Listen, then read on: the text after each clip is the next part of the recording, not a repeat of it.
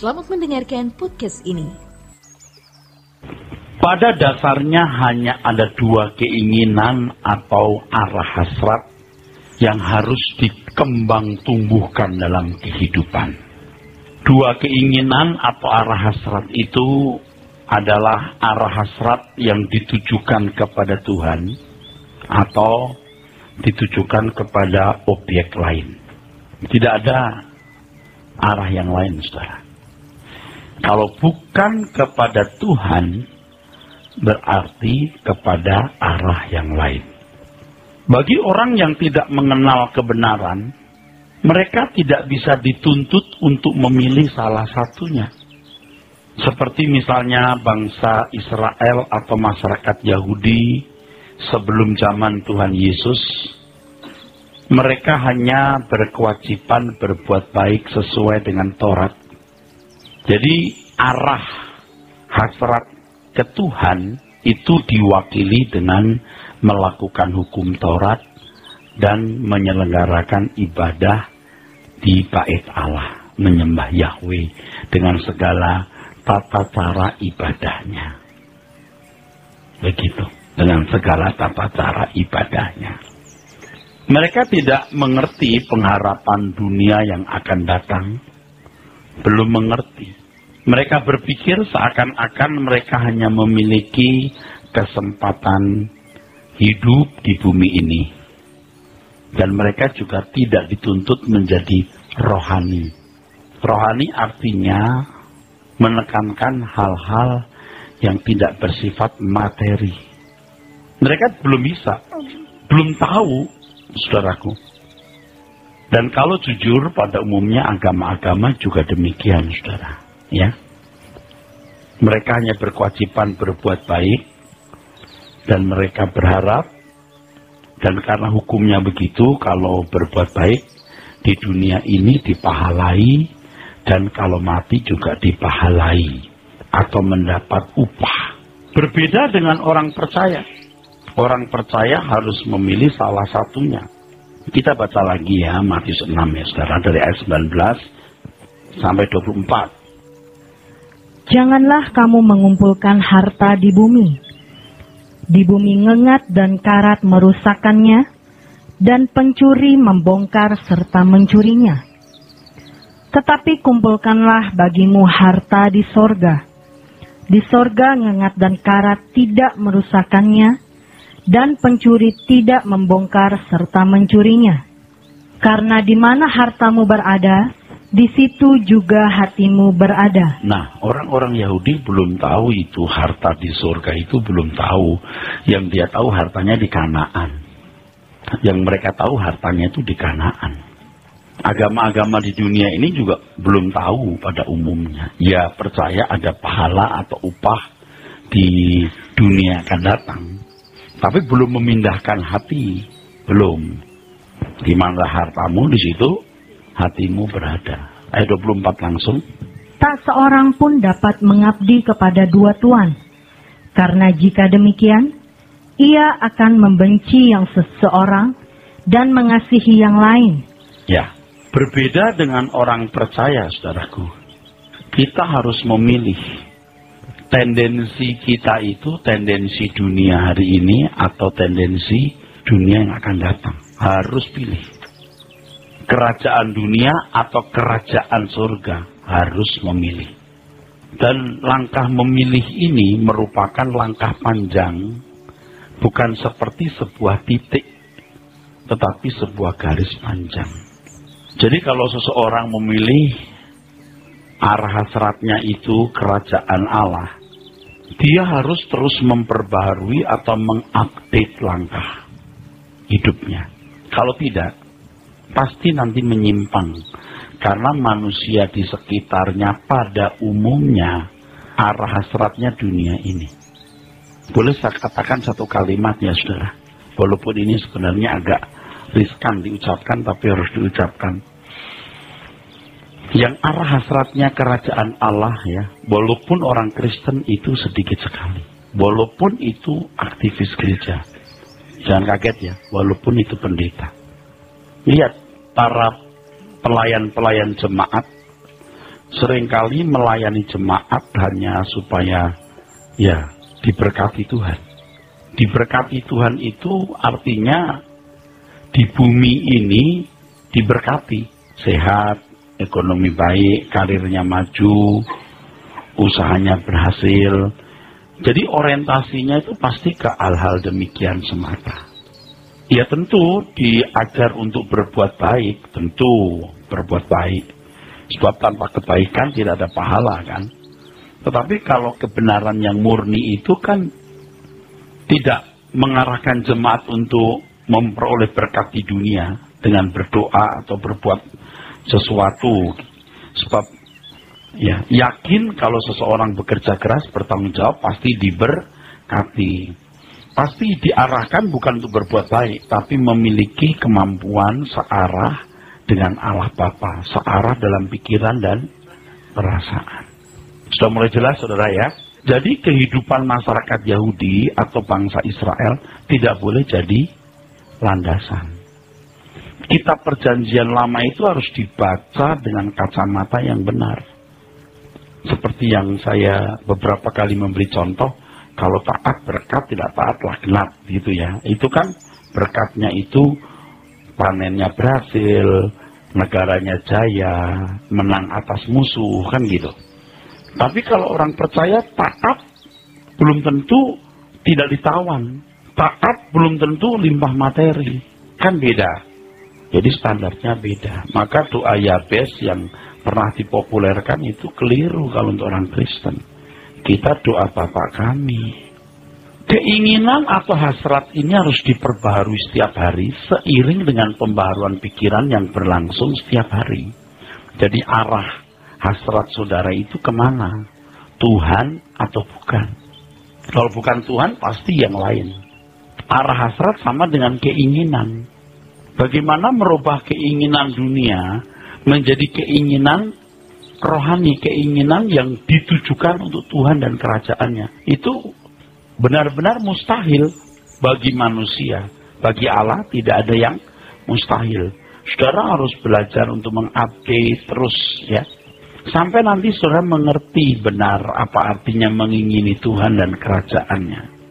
Nah, pembentukan keinginan atau arah hasrat ini adalah sebuah proses panjang. Jika keinginan atau arah hasrat sudah salah dalam waktu lama, maka sulit dibelokkan, sulit diubah. Dalam kurun waktu tertentu, keinginan arah hasrat ini akan mengkristal, membatu, saudara. Seperti batu di empedu, di kandung kemih, ya. Itu kan dari sesuatu yang tidak keras pada mulanya. Terus ya, sampai jadi batu yang keras seperti batu karang, betul? Seperti batu karang diketok-ketok juga tidak pecah loh. Udah begitu tajam lagi. Iya kan?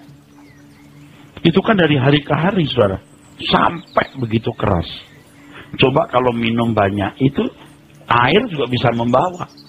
Tapi kalau sudah mengkristal, kalau nggak ditembak, nggak dilaser atau dioperasi, nggak bisa.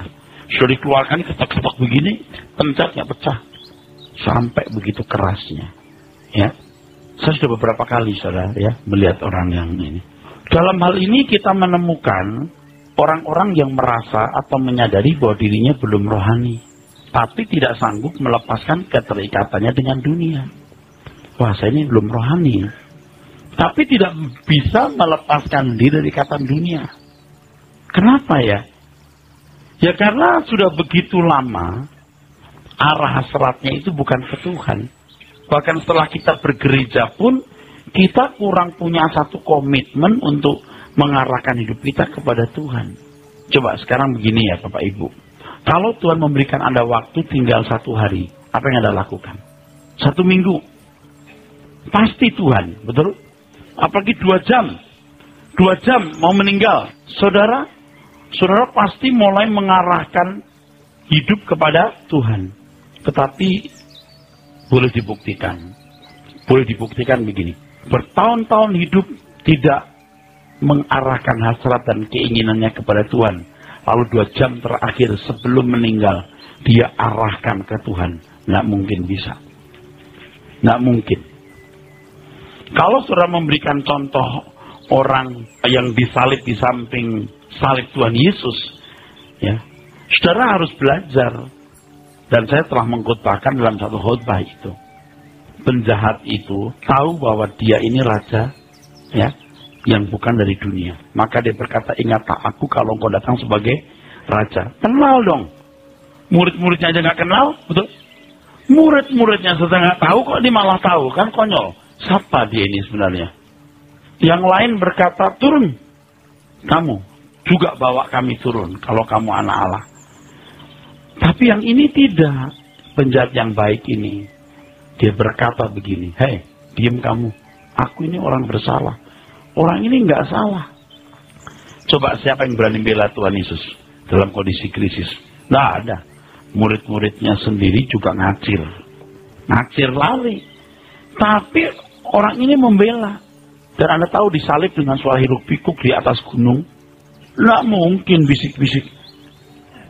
Nggak mungkin. Pasti keras. Kan di samping salib Tuhan itu. Jaraknya kira-kira berapa meter? Nggak mungkin dong 5 meter. 10 meter bisa dong logikanya. Mau deket-deket.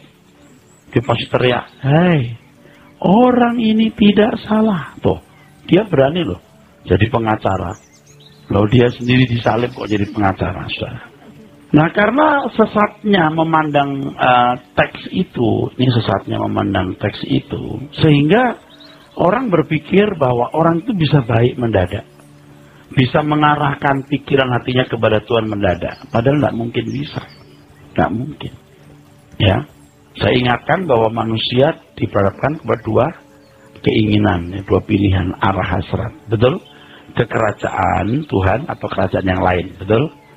Tapi ini tidak bisa dikenakan untuk orang-orang yang belum mengenal kebenaran. Orang Yahudi belum bisa. Mereka taunya kerajaan dunia, saudaraku. Ya, mereka hanya berkewajiban berbuat baik, melakukan Taurat. Tapi orang Kristen tidak. Berkewajiban untuk menentukan tendensi, itu artinya arah.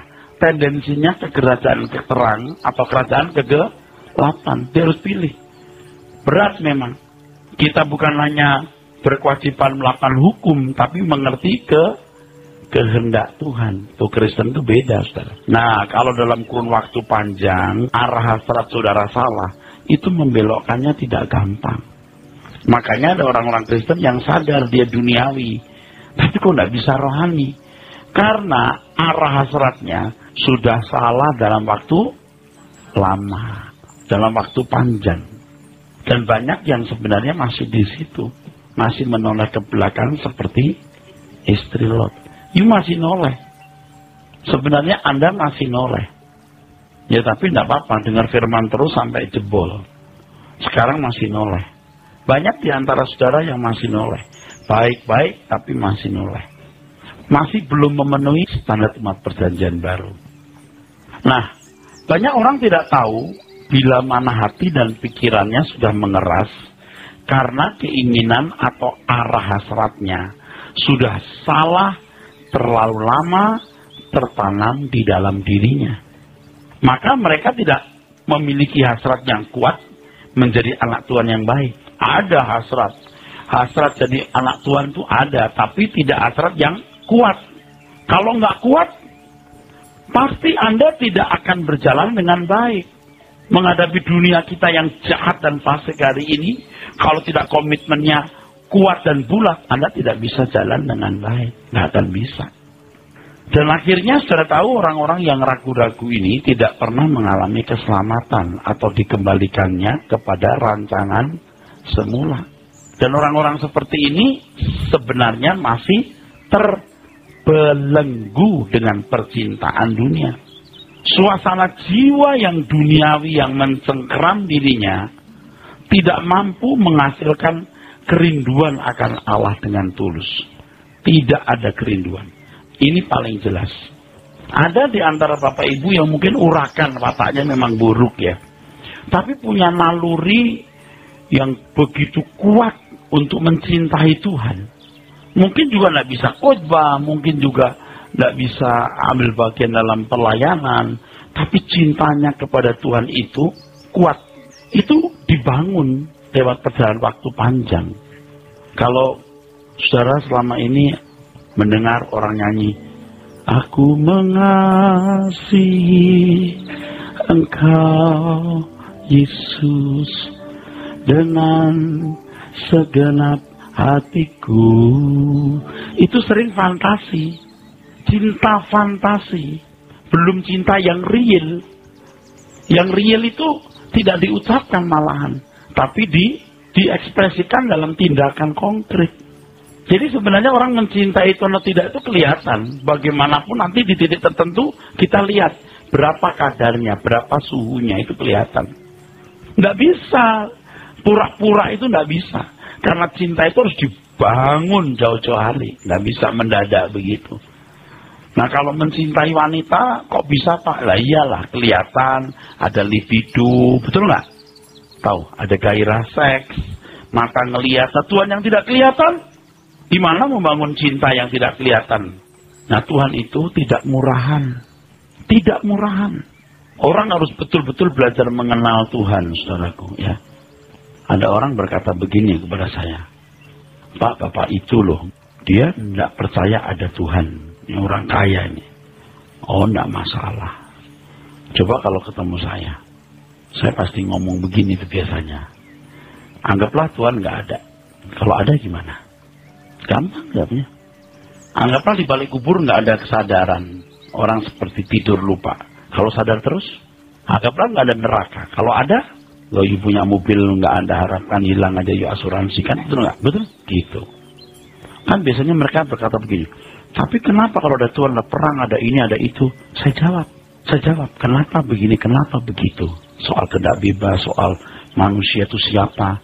Nah itu yang membangun logika-logika yang wajar, logika-logika yang logis, argumentasi-argumentasi yang logis, dan itu yang membangun iman. Oh Allah itu ada, karena dia punya landasan yang cukup. Kenapa ada perang? Kenapa begini? Kenapa begitu? Kejawab. Nah orang kalau tidak memiliki kebenaran, dia percaya Allah ada, tapi seberapa kokoh? Seberapa kokoh? Sekarang saya tanya kepada saudara, ada dunia akan datang, oke, amin kan? Surga. Surga itu apa?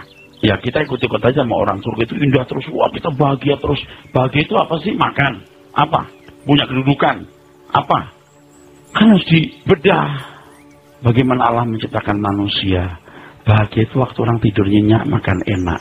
Supaya tidur nyenyak, orang harus olahraga. Betul nggak? Di surga pun ada olahraga. Tidak mungkin orang tidur nyenyak tanpa olahraga. Nggak mungkin orang bisa makan enak kalau nggak lapar. Setuju? Mekanisme itu mesti ada. Tuh logis kan? Terus banyak yang logis sampai orang yakin surga itu ada.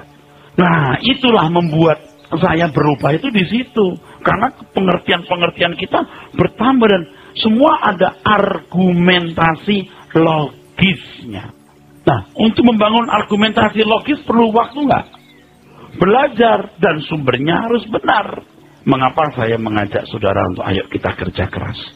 Bagaimana suara kebenaran sampai ke ujung bumi?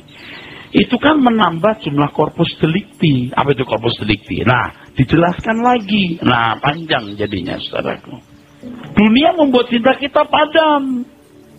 Kalau orang lihat hotel mewah, mall mewah, jalan-jalan, kalau itu terus yang dilihat, ya dia nggak pengen yang lain. Tapi kalau kita sudah punya argumentasi yang logis tadi, keindahan dunia menjadi pudar. Kulabuhkan rinduku di peluk hatimu. Tuh, ku sengaja labuhkan rinduku. Nanti argumentasi logisnya terus berkembang. Kalau untuk pernikahan 2 jam, persiapannya 360 hari. Sebanding nggak dengan usaha kita mempersiapkan kekekalan? Lalu bagaimana bisa melakukan hal itu, Pak? Tentu harus punya argumentasi yang logis. 2 jam 360 hari. Nanti kekekalan cuma 10 tahun. Masa kita nggak mengaktifkan? Nah, ini kan kemudian kita berkembang terus dari argumentasi logis. Penalarannya itu harus benar. Makanya kalau saudara mendengar firman itu ya, dari hari ke hari, dari minggu ke minggu, itu membangun argumentasi yang logis, yang penalaran yang benar itu. Nalar saudara harus diubahkan, saudaraku sekalian. Jadi kalau kita menggores hati kita untuk mencintai Tuhan, itu bukan cinta buta. Kenapa aku mencintai dia? Itu tidak buta, mengerti. Aku mencintai objek yang benar. Kenapa aku mencintai dia? Harus ada landasan atau reasonnya. Bukan sekedar sentimental. Orang kita pilih jodoh aja juga kita pakai pertimbangan kok. Kalau saya pilih dia, bahagia enggak ya? Kan ada orang, kan dia cantik ya. Kalau begitu kan pertimbangan dangkal kan. Oh dia punya duit sih. Nah, enggak bisa begitu.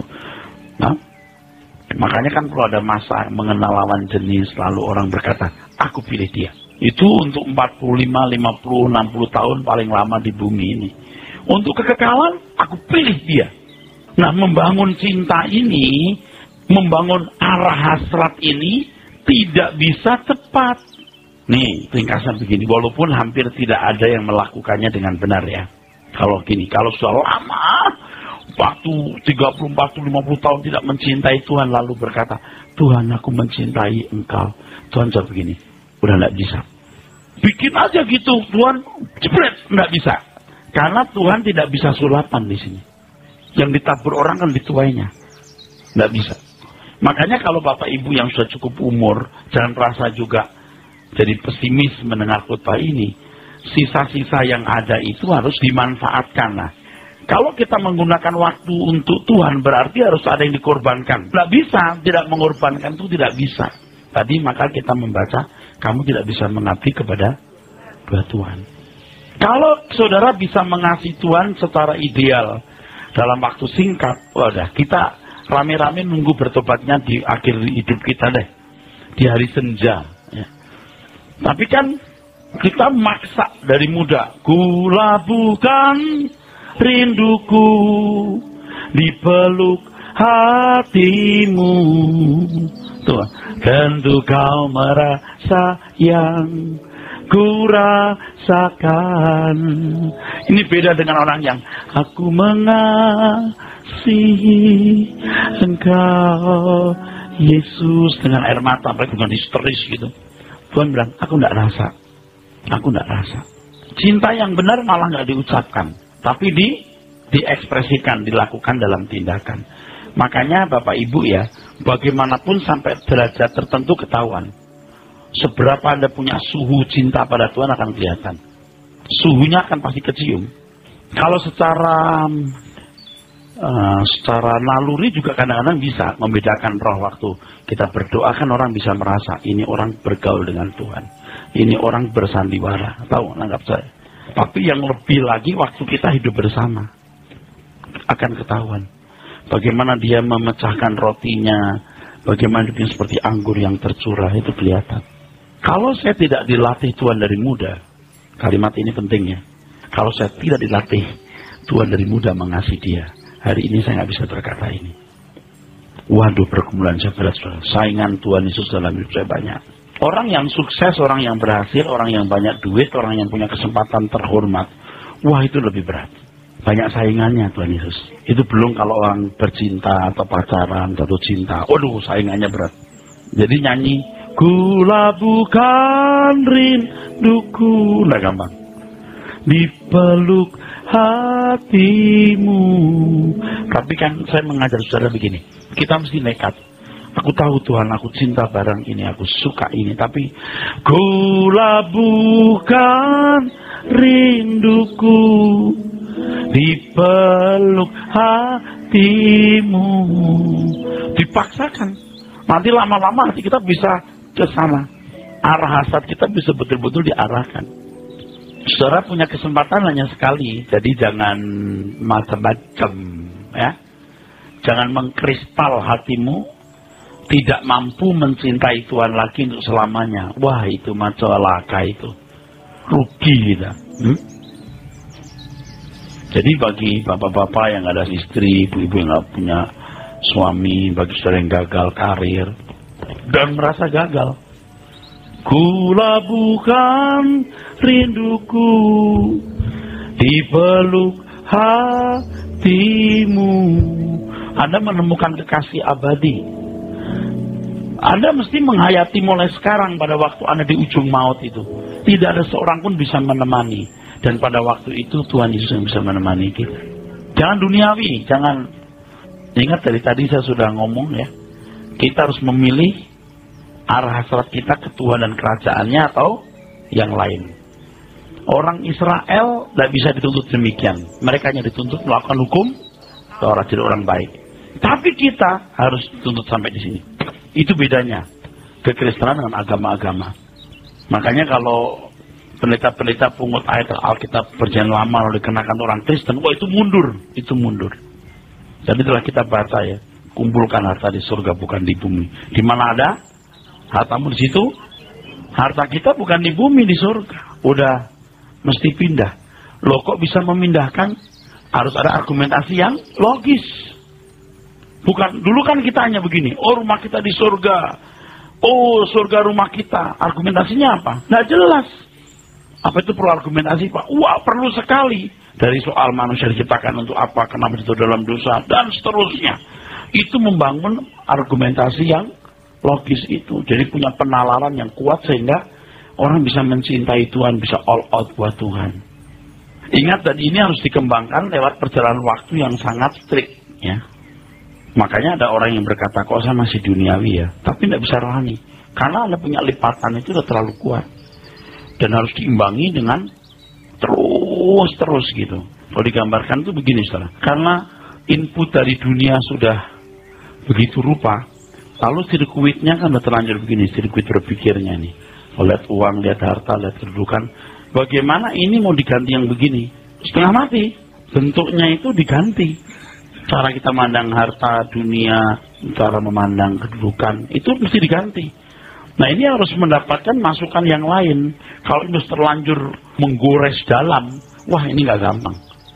Sampai pada tingkat tertentu, tadi saya sudah mengatakan, udah tua, tapi dia sudah lama mencintai dunia, tidak mau berubah. Dia berkata, Tuhan, aku mencintai Engkau.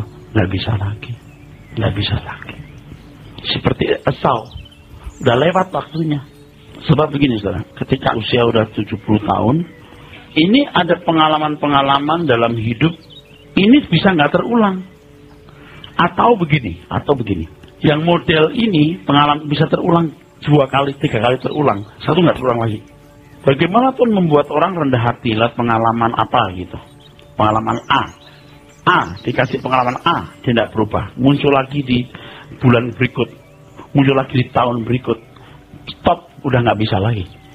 Tapi Tuhan dalam kesabarannya memberikan lagi paket yang lain.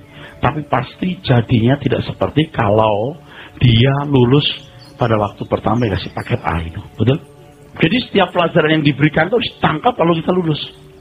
Kalaupun berubah, tidak semanis pada waktu ketika Anda pertama kali diperlakukan tidak adil, dilukai, lalu Anda bisa menyimpan dan berkata, Tuhan, dia tidak apa-apa yang dia perbuat. Ampuni dia. Itu beda. Naiknya kan lebih baik. Maka maksudnya, dan ada pelajaran lagi yang lain. Tapi sampai dia tertentu bisa diulangi lagi. Kalaupun ada bahan untuk membereskan ketidaksabaran kita, itu tidak semanis kalau pada ujian pertama lulus. Waktu itu jalan terus, saudara. Nah di sini terus terang saya pun juga takut.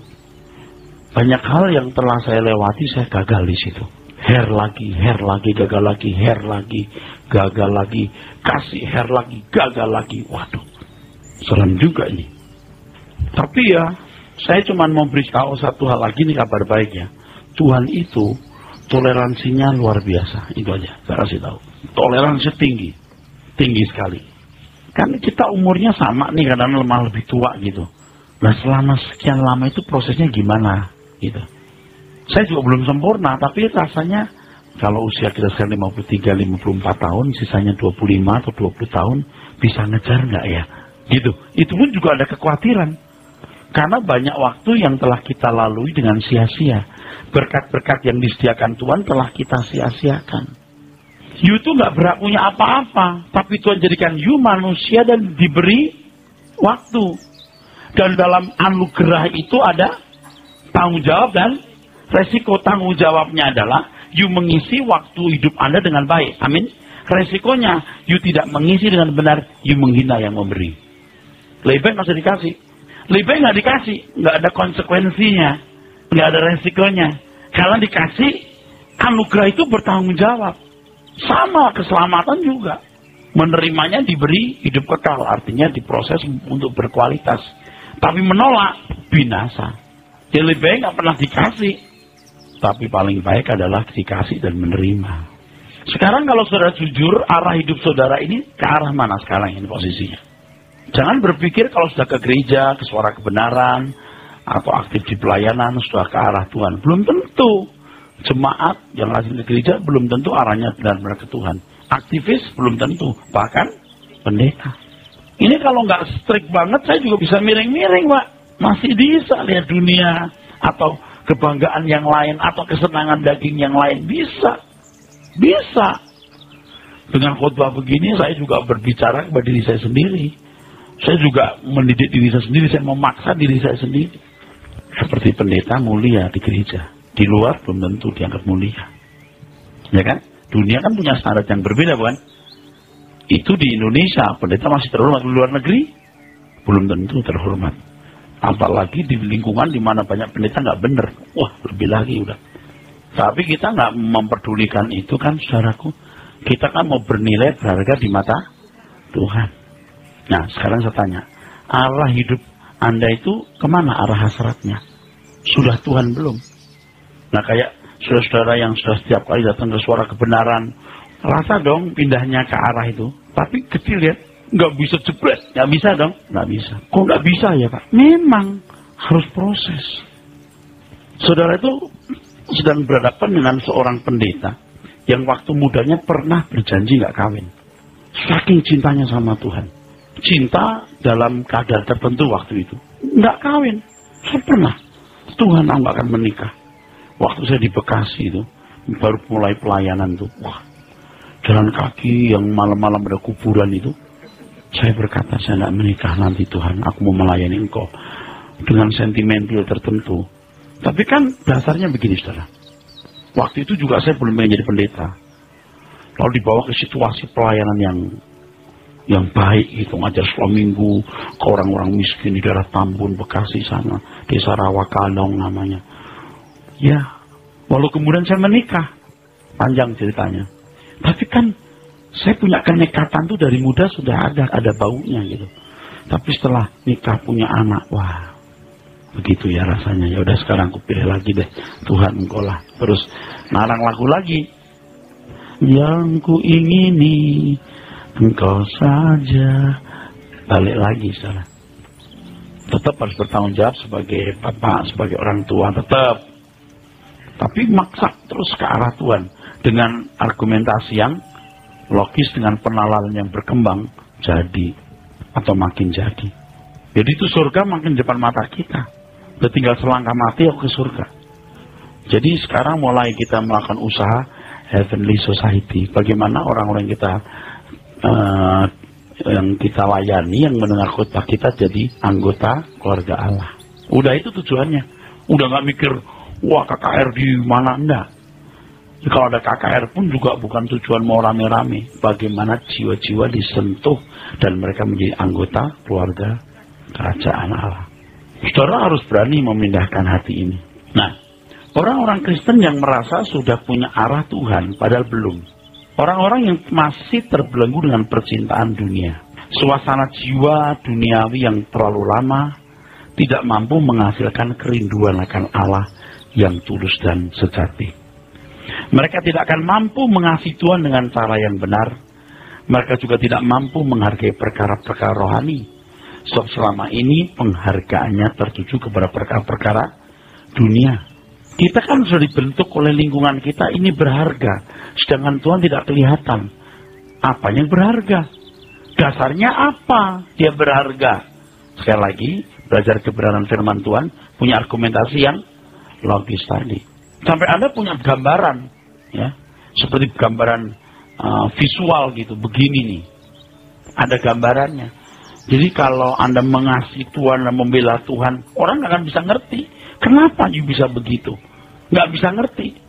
Sebenarnya kan ada orang yang juga bisa bantu orang miskin, bangunin rumah untuk orang miskin. Duitnya banyak. Naluri nolong orang ada. Tapi anak Tuhan lebih dari itu. Argumentasinya berbeda. Kalau kita kan ada langit baru, bumi baru, kita diciptakan mau untuk Tuhan, menyenangkan Tuhan, menemukan rencana dan kehendaknya. Beda. Hebat sekali sebenarnya. Kalau seseorang arah hasrat hatinya belum ke Tuhan dan kerajaannya, tidak akan sanggup mengadakan perjalanan kepada kekekalan. Jadi hidupnya hari ini tuh ya hidup hari ini jalani. Tapi kalau orang punya argumentasi yang logis tadi, tapi alkitabiah tentunya, dia sudah mulai perjalanan ke surga sejak di dunia ini. Menghayati bahwa perjalanan hidupku ini perjalanan ke surga. Sudah mulai hari ini. Aku menabur melakukan kehendak Allah. Aku menabur apa yang baik. Aku mengabdi kepada Tuhan. Aku melayani Tuhan. Aku akan menuai nanti. Itu perjalanan ke kekekalan. Udah nggak ngitung untung rugi. Tapi kehendak Tuhan atau tidak. Yang menguntungkan itu adalah sesuatu yang Tuhan diuntungkan. Nama Tuhan dimuliakan. Pekerjaannya dimajukan. Yang merugikan adalah kalau pekerjaan Tuhan tidak diuntungkan. Perspektif kita sudah berubah. Nah, kalau saudara belum memiliki arah hasrat ke Tuhan dan kerajaannya, tidak mampu menantikan langit baru dan bumi yang baru. Di 2 Petrus pasal 3 itu, ada ayat 9 sampai ayat 13. Kamu yang menantikan dan mempercepat kedatangan Tuhan. Anda nggak menantikan. Kalau kita lihat jujur hari ini, seberapa banyak orang yang sedang menantikan. Ya Pak, kalau saya menantikan Pak, biar mati ya juga. Enaklah ketemu Tuhan. You belum buat apa-apa. Juga pantas ngomong begitu. Yang ngomong begitu tuh orang yang sudah kehilangan hidup. Lebih baik aku mati bersama dengan Tuhan. Itu Paulus yang ngomong. Setelah dia all out buat Tuhan. Anda belum all out.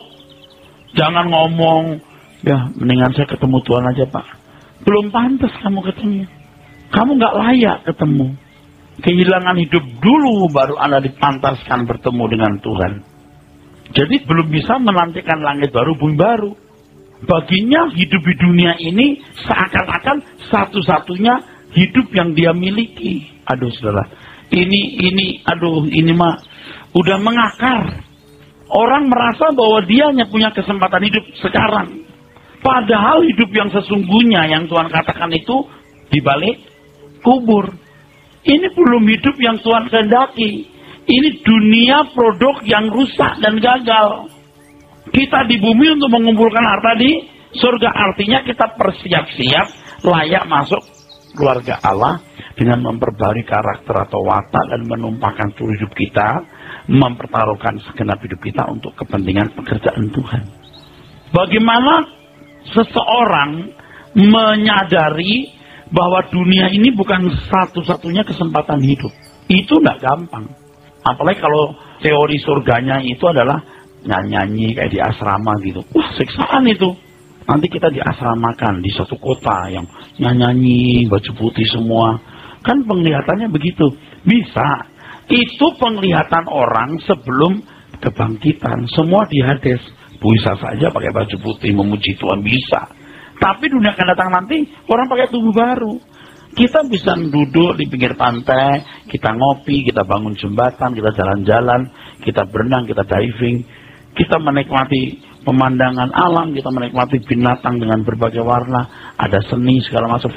Itu loh. Sekarang gini aja nih. Umur 30 tahun mati, harus mati. Jebret, mati. Terakhir ya? Tragis. Tapi kemudian boleh hidup lagi. Senang nggak?